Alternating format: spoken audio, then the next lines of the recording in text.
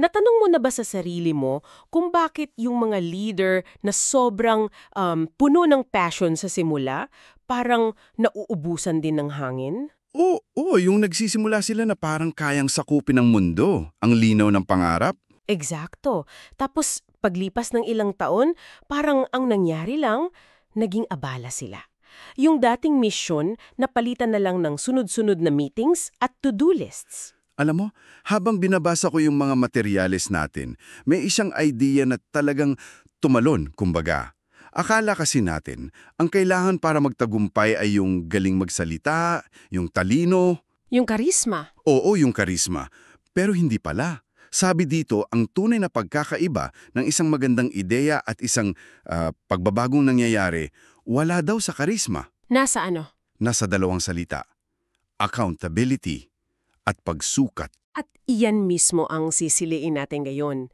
Ang mission natin, alisin natin yung accountability sa pagiging isang, alam mo yon, boring na corporate term. Yung parang nakakatakot pakinggan. Oo.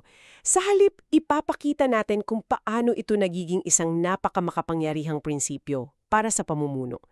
Gagamit tayo ng mga halimbawa mula sa mga sinaunang teksto hanggang sa mga praktikal na paraan ngayon. At ang goal natin ay hindi lang malaman mo kung ano ito, kundi maintindihan mo kung bakit ito yung susi, para hindi masayang lahat ng pagod mo. Kasi yun yung problema, di ba? Isang pangarap, gaano man kaganda, kung wala kang paraan para sukatin kung umuusad ka ba. Manananatiling pangarap lang, parang isang magandang panaginip na lang pero nauuwi sa frustration. May isang magandang analohiya dyan sa sources natin. Para ka raw naglalayag sa dagat. Puno ka ng sigasi, gumagalaw ang bangka mo. May hangin sa layag. Oo, pero kung wala kang kompas sumapa, paano mo malalaman kung papalapit ka sa destinasyon mo? O baka naman papalayo ka na pala? Yung pagiging abala, yung kilos, hindi pala sapat. At dito pumapasok yung mga halimbawa sa kasaysayan. Tingnan natin si Apostol Pablo. Yung mga sulat niya sa mga simbahan, hindi lang yan simpleng kumusta? Hindi lang pangangamusta? Hindi. Sabi sa pinag-aaralan natin, ang mga sulat na yon parang mga progress report. Isang uri ng, kumbaga, spiritual KPI system. Ah, okay. Kinukumusta niya, "Uy, yung turo ko sa inyo tungkol sa pagkakaisa, kamusta na? O nag-aaway-away na kayo?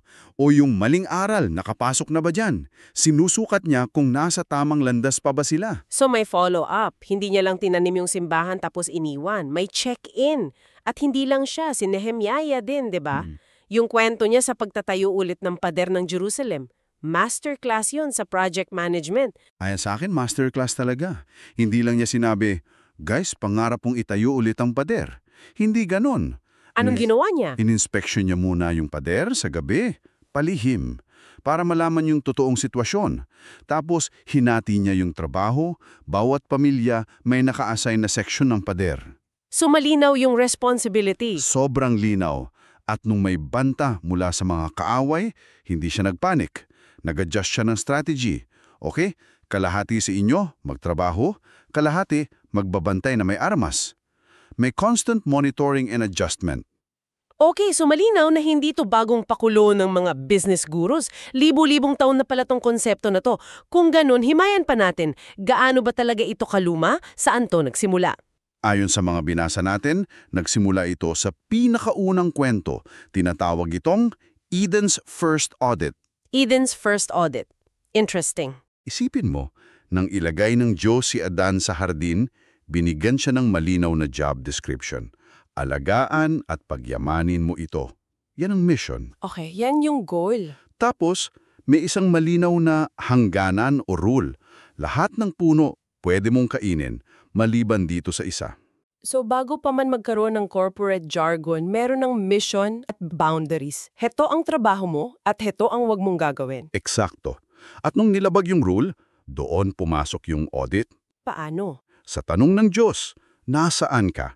Sabi sa analysis, hindi yan tanong tungkol sa GPS coordinates. Alam ng Diyos kung nasaan si Adan. Ah, hindi literal. Hindi.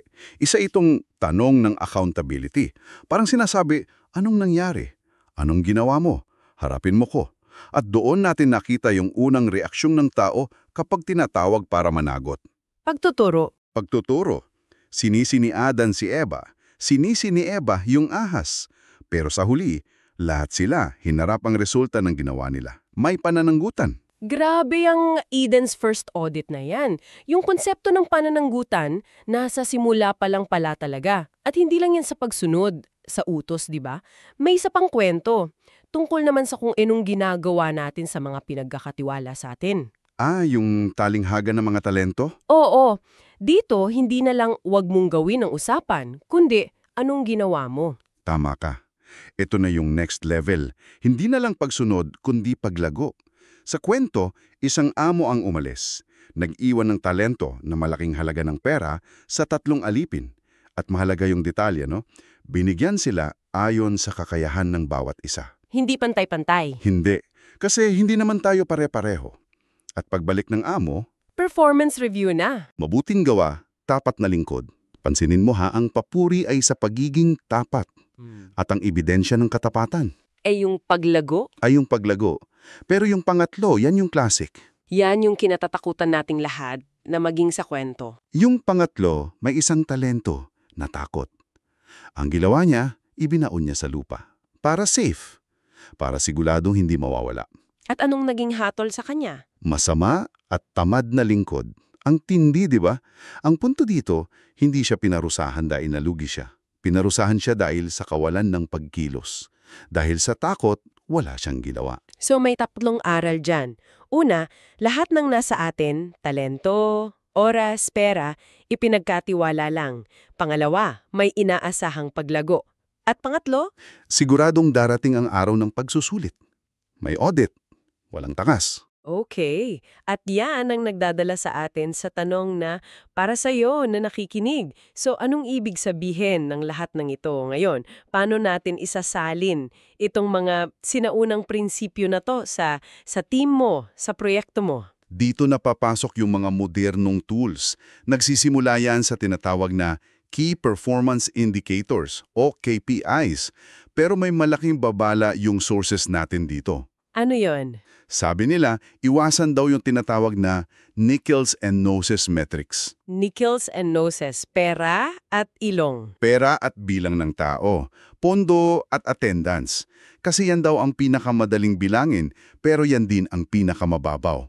Hindi porket malaki ang budget o marami ang dumadalo, epektibo na kayo. Makes sense. Pwedeng puno ang isang lugar pero walang nagbabago sa buhay ng mga tao. So ano yung mga halimbawa ng mas malalim na KPIs? Maganda yung mga suggestions.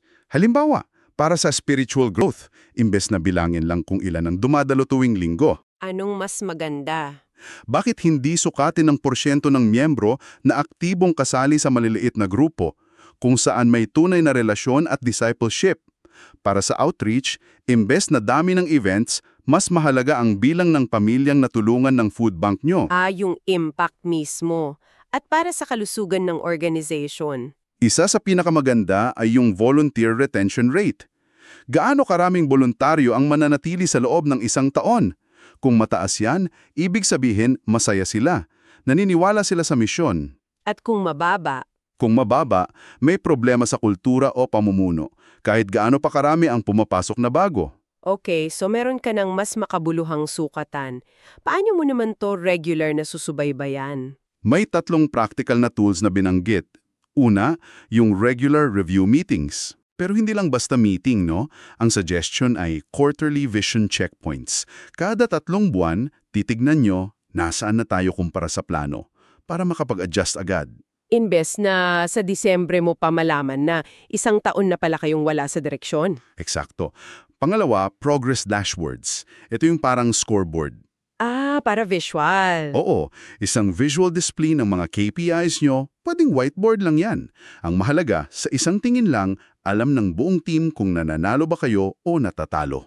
At pangatlo, na para sa akin ay napakahalaga, ang feedback loops. Ito yung sistema para yung communication hindi lang galing sa leader pababa.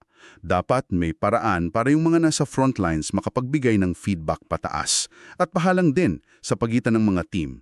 Kasi kung walang ligtas na espasyo para sa tapat na feedback, paano mo malalaman yung mga totoong problema? Kamalaki na sa tingin ko, guilty tayong lahat ay yung pagkalito sa pagiging abala at pagiging efektibo. Yung activity versus impact pitfall. At ang ginapit na kwento para dito ay yung kina Maria at Martha. Si Martha, distracted by all the preparations. Puno ang kamay niya, nagpapanik, pawis na pawis. Puno siya ng activity. Si Maria naman. Nakaupo sa paanan ni Jesus, nakikinig. Pinili niya ang impact. Alam mo, yan yung masakit na katotohanan eh. Yung pagiging busy, parang badge of honor na. Kamusta? Ito, busy. Parang achievement. Oo, parang pag hindi ka busy, may mali sa'yo. Pero based dyan sa kwento, baka yung pagiging busy ni Martha ay paraan din para makaiwas sa mas mahalaga pero mas mahihap na gawain. Ang makinig at mag-reflect. At may tatlong panganib dyan. Una, nauubos ang yaman mo, oras, pera, lakas, sa mga bagay na walang resulta. Pangalawa, natatago nito yung katotohanan na baka wala ka palang epekto. Kasi lahat pugod, so akala mo, okay ang lahat. Tama. At pangatlo, burnout. Walang mas nakakapagod kaysa sa magtrabaho ng husto pero hindi mo nakikita ang bunga. Bukod niyan, may isa pang bitag. Paano naman kung nagsusukat ka na niya pero yung resulta, nakakadismaya, mabagal ang progreso, paano mo haharapin yun? Mahalaga ang payo dito. Una, baguhin mo ang focus mo mula sa tagumpay patungo sa katapatan. Faithfulness. Ang panawagan sa atin ay maging tapat na lingkod. Gawin mo ang tama sa ipinagkatiwala sa'yo. So, ang sukatan mo ay yung katapatan mo sa proseso, hindi lang yung resulta. Oo. Pangalawa, ipagdiwang ang maliliit na tagumpay. Tulad ni Nehemia, yung bawat natatapos na seksyon ng pader, celebration yun. Huwag mong hintayin yung grand finale. Kasi yun yung magbibigay ng lakas para magpatuloy. Tama. At panghuli, tandaan na ang timing ng Diyos ay iba sa timing natin. Yung tila mabagal na pag-usad, baka perpektong tiempo pala yun para sa mas malalim at pangmatagalang resulta. Kung lalagumin natin, sinuri natin kung bakit ang pagsukat at accountability ay hindi mga kaaway ng passion, kundi mga kasangkapan para mapanatili itong buhay at may direksyon. Mula sa hardin ng Eden hanggang sa talinghaga ng mga talento, nakita natin na ito ay isang sinaunang prinsipyo. At tiningnan din natin kung paano ito isa sa buhay ngayon, gamit ang mga makabuluhang KPIs, quarterly reviews. Habang iniiwasan ng mga bitak tulad ng pagiging abala lang ng walang epekto. Ang lahat ng ito ay nagpapakita na ang accountability, kapag tama ang paggamit, ay hindi parusa. Isa itong sistema ng paggabay. Bilang pagtatapos, ang mga pinag-aralan natin ay nag-iiwan ng isang makapangyarihang hamon para sa'yo. Tinatanong ka nito kung susuriin ang pamumuno mo ngayon sa trabaho, sa pamilya, sa sarili mo, ano ang makikita? Isang kwento ba ng tuloy-tuloy na pagsukat at pag-aayos? O basta tuloy-tuloy lang na pagkilos? At ito ang tanong na iwan namin sa iyo. Paano kung puno nga ang kalendaryo mo pero hindi naman natutupad ang misyon mo? At ang pinakamahalaga sa lahat, paano mo malalaman ang pagkakaiba?